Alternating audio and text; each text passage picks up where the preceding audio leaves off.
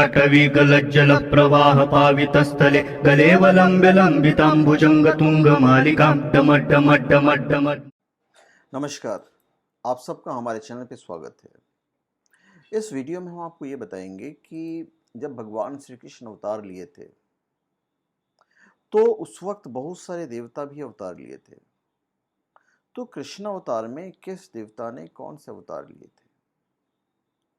कृष्ण अवतार से पहले जब भगवान ने देवताओं से पृथ्वी पर अवतरण होने के लिए कहा, तब देवताओं ने कहा कि भगवान, हम देवता होकर पृथ्वी पर जन्म लें तो ये हमारे लिए बड़ी निंदा की बात है, परंतु आपकी आज्ञा है इसलिए हमें तो वहां जन्म लेना ही पड़ेगा। फिर भी इतनी प्रार्थना है कि हमें गोप और स्त्री के रूप में वहां उत्पन्न नहीं करें, जिससे आपके अंग स्पर्श से वंचित रहना पड़ता हो। ऐसा मनुष्य बनकर हम में से कोई भी शरीर धारण नहीं करेगा। हमें सदा आप अपने अंगों के स्पर्श का अवसर दें, तभी हम अवतार ग्रहण करेंगे। भारत के प्राचीन इतिहास ग्रंथ महाभारत कई रहस्यों से भरा हुआ है और इसका प्रत्येक पात्र अपने आप में एक रहस्य है। महाभारत को पंचम वेद कहा गया है और यह ग्रंथ हमारे देश के मन प्राण में बसा हुआ है। यह भारत की राष्ट्रीय गाथा है और इस ग्रंथ में तत्कालीन भारत का समग्र इतिहास वर्णित है। तो इसमें शायद ही कोई ऐसा मनुष्य रहा हो। महाभारत के आदि पर्व में इसका विस्तृत वर्णन किया गया है। महाभारत में जितने प्रमुख पात्र थे वे सभी देवता, गंधर्व, यक्ष, रुद्र, वसु, अप्सरा, राक्षस तथा ऋषियों के अंशावतार थे। इनमें से शायद ही कोई सामान्य मनुष्य रहा हो। भगवान श्री कृष्ण 64 कला और अष्ट सिद्धियों के पूर्ण श्री कृष्ण को भगवान विष्णु का अवतार माना जाता है। माना जाता है कि वो अपने पिछले जन्म में मनु थे। तो जब भगवान लोगों ने कहा कि हम अवतार ग्रहण करेंगे पर स्पर्श चाहिए, तो देवताओं की बात सुनकर भगवान ने कहा कि देवताओं, मैं तुम्हारे वचनों को पूरा करने के लिए तुम्हें अपने अंग स्पर्श का अवसर जरूर दूंगा। यह प्रसंग अथर्ववेद के श्री कृष्णोपनिषद से उल्लेखित है। तो भगवान विष्णु का परमानंद अंश ही नंद राय जी के रूप में प्रकट हुआ था। साक्षात मुक्ति देवी नंद रानी यशोदा के रूप में अवतरित हुई थी। महाबली बलराम शेषनाग के अंश थे। जब कंस ने देवकी वसुदेव के 6 पुत्रों को मार डाला, तब देवकी के घर में भगवान बलराम पधारे। योग माया ने उन्हें आकर्षित करके नंद बाबा के यहाँ निवास कर रहे श्री रोहिणी जी के घर में पहुंचा दिया। इसलिए उनका एक नाम संकर्षण पड़ा। बलवानों में श्रेष्ठ होने के कारण उन्हें बलभद्र भी कहा जाता है और कृष्ण के बड़े भाई होने के कारण उन्हें दाऊ जी कहा जाता है। बलराम जी का विवाह रेवती से हुआ था और महाभारत युद्ध में बलराम तटस्थ होकर तीर्थ यात्रा के लिए चले गए। यदुवंश के संहार होने के बाद उन्होंने समुद्र तट पर आसन लगाकर अपनी लीला का अंत कर लिया था। उनके शौर्य की गाथाएं अनेक हैं।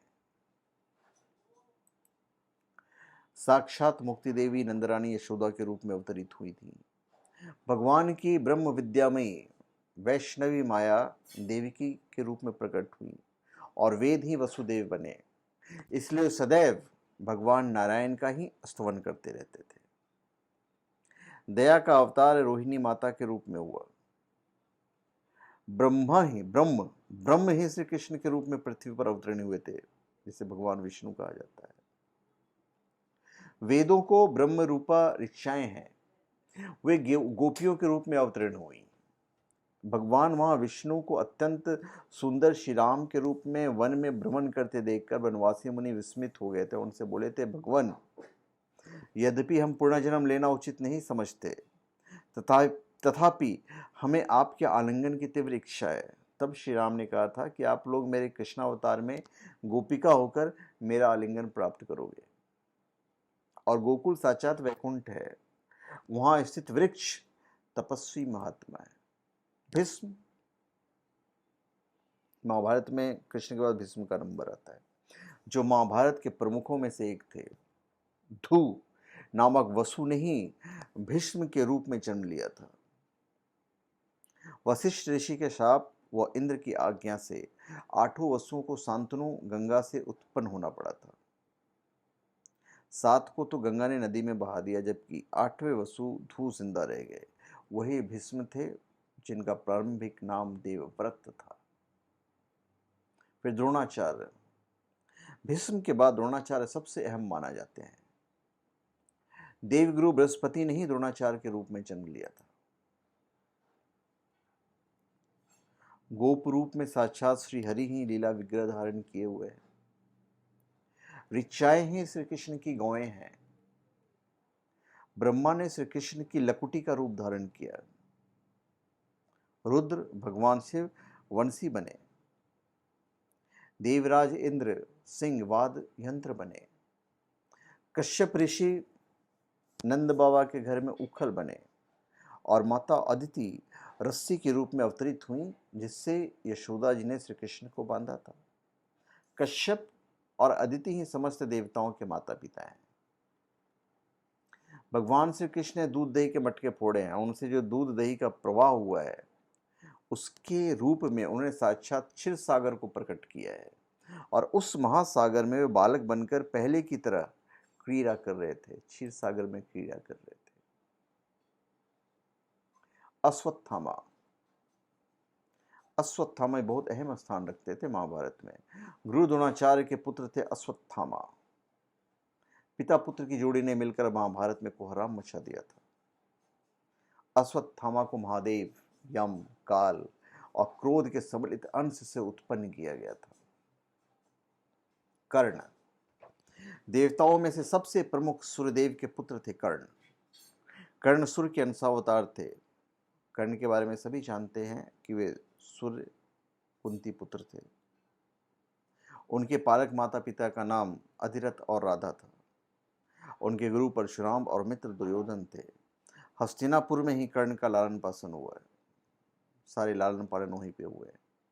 उन्हें अंग देश के राज सिंहासन का भार संभाला था और जरासंध को हराने के कारण उनको चंपा नगरी का राजा बना दिया गया था। भक्ति देवी ने वृंदा का रूप धारण किया। नारद मुनि श्री दामा के नाम के सखा बने। शम श्री कृष्ण के मित्र सुदामा बने। सत्य ने अक्रूर का रूप धारण किया और दम उद्धव हुए। पृथ्वी माता सत्यभामा बनी। 16,108 रुक्मणी आदि रानियां वेदों की ऋचाएं और उपनिषद हैं। जगत के बीज रूप कमल को भगवान ने अपने हाथ में लीला कमल के रूप में धारण किया है। श्री कृष्ण का जो शंख है वह साक्षात विष्णु ही है तथा लक्ष्मी का भाई होने से लक्ष्मी रूप भी है। साक्षात कली राजा कंस बना है। लोभ क्रोधाग्नि ने या जितने भी क्रोध थे वो दैत्यों का रूप धारण किया है। द्वेष चारुल मल बना। मत्सर मुष्टिक बना। दर्प ने कुवलयापीड़ हाथी का रूप धारण किया और गर्व बकासुर राक्षस के रूप में, और महाव्याधि ने अधासुर का रूप धारण किया है। गरुड़ ने भांडीर वट का रूप धारण किया है। उसके बाद दुर्योधन। दुर्योधन कलयुग का तथा उसके 100 भाई पुलसत्य वंश के राक्षस के अंश थे। दुर्योधन हस्तिनापुर के महाराज धृतराष्ट्र और गांधारी के 100 पुत्रों में सबसे बड़ा पुत्र था। वेद व्यास के वरदान से ही गांधारी के 100 पुत्रों का जन्म हुआ था। दुर्योधन के असंख्य कुकृत्य के कारण अंततोगत्वा कौरव और पांडवों में युद्ध प्रारंभ हुआ।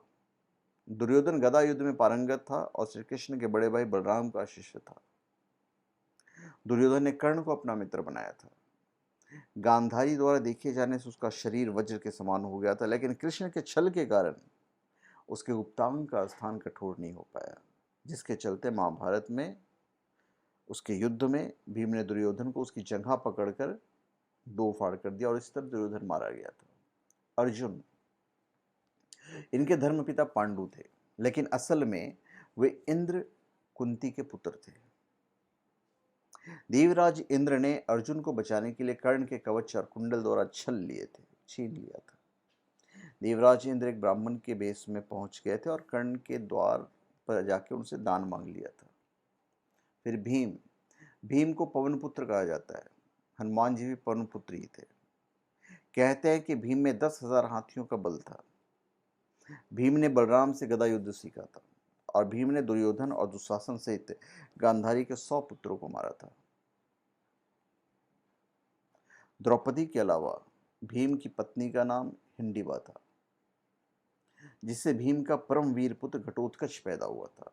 घटोत्कच ने ही इंद्र द्वारा कर्ण को दी गई अमोघ शक्ति को अपने ऊपर चढ़वाकर अर्जुन के प्राणों की रक्षा की थी। भगवान के हाथ की गदा सारे शत्रुओं का नाश करने वाली साक्षात कालिका है। भगवान के सांग धनुष का रूप स्वयं वैष्णवी माया ने धारण किया है और काल उनका बाण बना है। धर्म ने चंवर का रूप लिया। वायुदेव ही वैजंती माला के रूप में प्रकट हुए हैं और महेश्वर खड़ बने हैं। भगवान के हाथों में सुशोभित चक्र ब्रह्म स्वरूप ही है। सब जीवों को ज्ञान का प्रकाश देने वाली बुद्धि ही भगवान की क्रिया शक्ति है। तो इस प्रकार श्री कृष्णावतार के समय भगवान श्री कृष्ण ने स्वर्गवासियों को तथा सारे वैकुंठ धाम को भूतल पर उतार लिया था। इससे मनुष्य की सभी तीर्थों का सेवन का फल प्राप्त होता है, जो हमने आपको बताया है। आप सुन रहे हैं। फिर युधिष्ठिर थे। युधिष्ठिर धर्मराज कुंती के पुत्र थे। युधिष्ठिर के धर्मपिता पांडु थे और 5 पांडवों में सबसे बड़े भाई थे। वे सत्यवादिता और धार्मिक आचरण के लिए विख्यात थे। उनके पिता धर्मराज ने यक्ष बनकर सरोवर पर उनकी परीक्षा भी ली थी। द्रौपदी के अलावा उनकी देविका नाम की एक और पत्नी थी। द्रौपदी से प्रतिविंद और देविका से धौध्य नामक उनके 2 पुत्र थे। ये शरीर स्वर्गारोहण कर गए थे। फिर नकुल और सहदेव, ये 33 देवताओं में से 2 अश्विनी कुमारों के अंश से उत्पन्न हुए थे। ये 2 अश्विनी कुमार थे, नासत और दशत्र। सहदेव त्रिकालदर्शी थे। उसने महाभारत युद्ध के होने और उसके परिणाम की घटनाओं को पहले से जान लिया था, लेकिन श्री कृष्ण ने उसे इस घटना को किसी को भी बताने से इनकार कर दिया था। फिर कृपाचार्य, रुद्र के एक गण ने कृपाचार्य के रूप में अवतार लिया था। और शकुनी, द्वापर युग के अंश से शकुनी का जन्म हुआ। फिर धृतराष्ट्र और पांडु, अरिष्टा के पुत्र हंस नामक गंधर्व धृतराष्ट्र तथा उसका छोटा भाई पांडु के रूप में जन्मे। सूर्य के अंश धर्म ही विदुर के नाम से प्रसिद्ध हुए। कुंती और माद्री के रूप में सिद्धि और कृतिका का जन्म हुआ था। फिर गांधारी, मति का जन्म राजा सुबल की पुत्री गांधारी के रूप में हुआ था। फिर रुक्मणी और द्रौपदी, राजा भीष्मक की पुत्री रुक्मणी के रूप में लक्ष्मी जी और द्रौपदी के रूप में इंद्राणी उत्पन्न हुई थी। अभिमन्यु चंद्रमा के पुत्र वर्चा के अंश थे। मरुतगण के अंश से सात्विकी, द्रुपद, कृतवर्मा और विराट का जन्म हुआ था। और अग्नि के अंश से धृष्टद्युम्न और राक्षस के अंश से शिखंडी का जन्म हुआ था। विश्वदेवगण द्रौपदी के 5 पुत्र प्रतिविंध्य, सुतसोम, श्रुतकृति, शतानिक और श्रुतसेव के रूप में पैदा हुए थे। दानवराज विप्रचित, जरासंध और हिरण्यकशिपु शिशुपाल के अंश थे। कालनेमी दैत्य ने ही कंस का रूप धारण किया था और इंद्र के आज्ञानुसार अप्सराओं के अंश से 16,000 स्त्रियां उत्पन्न हुई थी। तो ये भगवान श्री कृष्ण के टाइम पे, उनके समय में देवताओं ने कौन से अवतार लिए थे, ये हमने आपको बताया है। तो धन्यवाद। आप सबका हमारे चैनल पे स्वागत है। आप हमारे चैनल पे सब्सक्राइब करें और अपने कमेंट दीजिए। धन्यवाद।